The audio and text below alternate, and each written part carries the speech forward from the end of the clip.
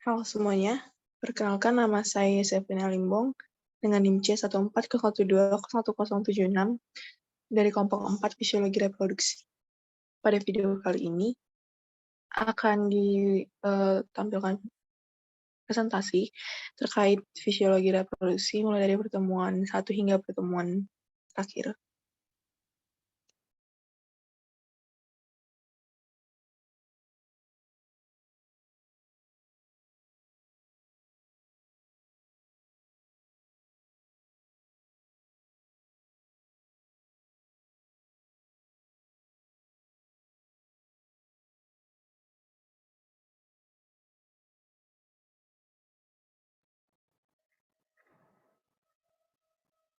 Untuk materinya,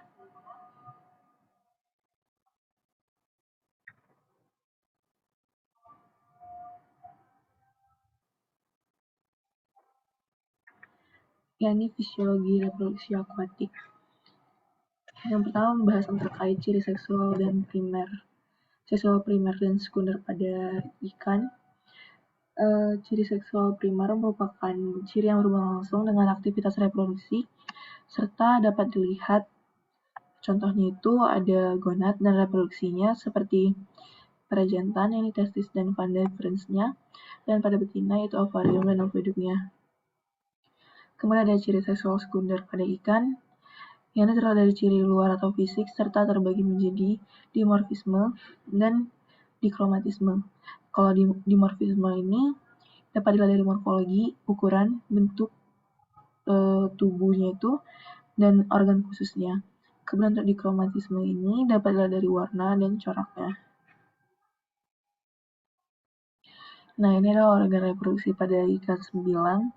Yang bagian sebelah kiri adalah organ reproduksi pada jantannya, dan sebelah kanan adalah organ reproduksi pada betinanya. Kemudian ada gonad. Gonad ini bisa dibagi menjadi dua berdasarkan jantan dan betinanya. Yakni untuk jantan adalah testis yang berfungsi untuk menghasilkan sperma, sedangkan pada betina yakni ovari yang digunakan untuk menghasilkan ovum atau sel telur pada ikan. Gonad ini sendiri merupakan suatu tahapan tertentu dalam perkembangan baik sesudah dan sebelum pemijahan. Pada ikan juga tetap berlangsung yang sebagian besar dari hasil metabolisme yang akan digunakan dalam perkembangan gonad, merupakan tingkat kematangan gonad pada gonad. Gonad ini organ reproduksi yang berfungsi untuk menghasilkan sel kelamin atau gamet. Selanjutnya adalah diameter telur. Diameter telur ini dapat diartikan sebagai ukuran panjang telur atau garis tengah pada telur yang diukur dengan menggunakan mikrometer berskala. Mengukurnya suatu telur ini memiliki tujuan untuk melihat kualitas pada telur, menurut Katyan Dago dan Marsberry 2017. Selanjutnya ada fekunditas. Fekunditas ini dapat diartikan sebagai jumlah telur yang terdapat dalam ovarium, baik sebelum maupun sesudah pemijahan. Analisis fekunditas dilakukan dengan menggunakan data panjang total dan bobot tubuh pada TKG 3-5 pada ikan, menurut Karyanti et al. 2014. Dari matang gonad pada ikan 9, jantan lebih cepat dibandingkan betinanya dengan ukuran pertama kali yakni 281 mm dan pada betina yakni 308,6 mm. Selanjutnya ada GSI atau Gonadosomatic Index. Gonadosomatic Index merupakan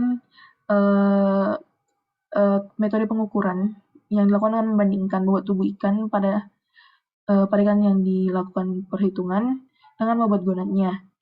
Gonadosomatic Index atau yang biasa disebut dengan indeks kematangan gonad seringkali digunakan dengan tujuan untuk mengetahui gonad yang mengalami perubahan secara kuantitatif menurut Tondang et al. 2019. Terdapat rumus perhitungan GSI yaitu bobot gonad per bobot tubuh dikali 100.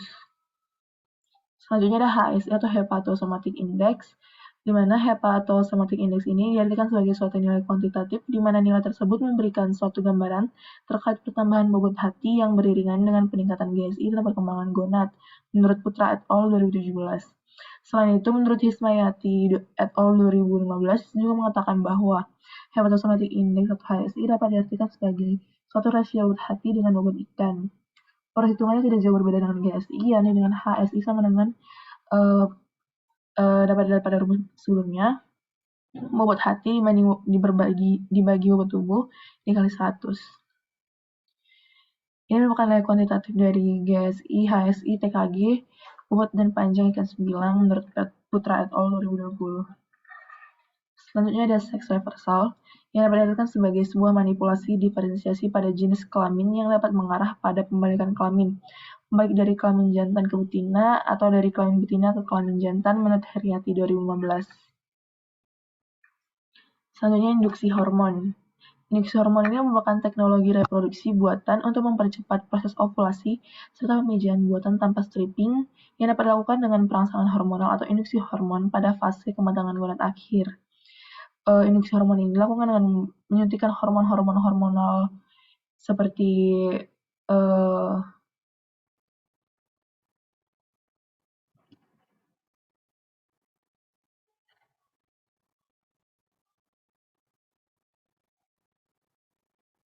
kemudian ada hipofisasi, yakni hipofisa merupakan kelenjar endokrin yang berada di bawah otak dalam sel turkika yang berbentuk bulat kecil dengan ukuran 2-3 mg dengan warna putih yang berfungsi untuk pematangan gonad karena mengandung gonadotropin yang terdiri dari lobus anterior dan posterior.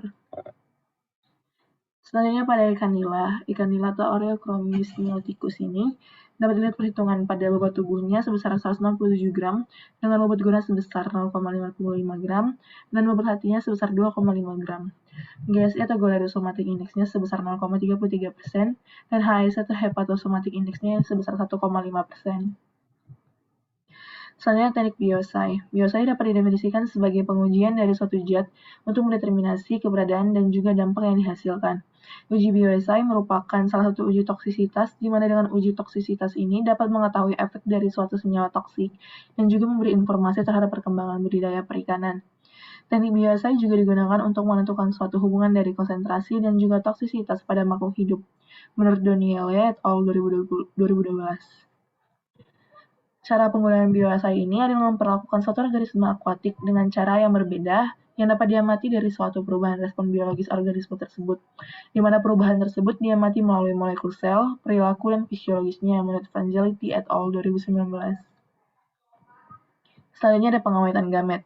Pengawetan gamet atau preservasi sperma dapat diartikan sebagai suatu teknik dalam mengawetkan sperma dengan cara extender yang membuat penyimpanan dari sperma dapat bertahan lama dengan media extender atau media pengencer sperma.